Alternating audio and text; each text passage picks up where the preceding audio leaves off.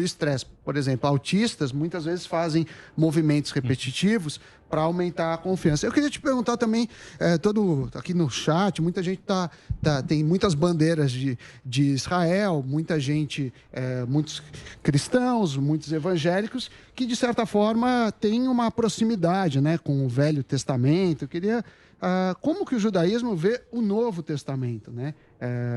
Como que existe essa coexistência de religiões?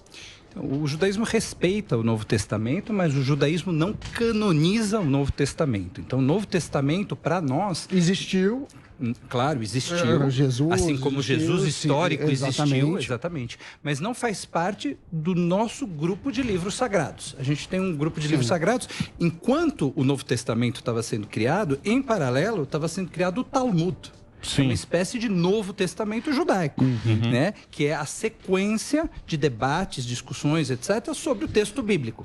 O texto bíblico é fechado, ele é canonizado, a gente tem só o Antigo Testamento, o Velho Testamento, e a continuidade não acontece no Novo Testamento, como para os cristãos, mas acontece no Talmud, nesse livro enorme de debates que durou 600 anos para ser produzido. Esse seria uma espécie de Novo Testamento judaico. A gente respeita os livros das outras religiões, como o Corão para os muçulmanos e assim por diante, mas não são livros sagrados para nós. Ô, Rabino, eu queria perguntar para você, você falou assim do Jesus histórico, aí é uma dúvida até um pouco filosófica minha, porque assim, existe o Jesus histórico, mas tem como você separar o Jesus histórico, porque ele é totalmente atrelado à questão espiritual, tem como você separar o Jesus histórico com o Jesus espiritual, sendo que se ele não fosse espiritual, ele não seria histórico?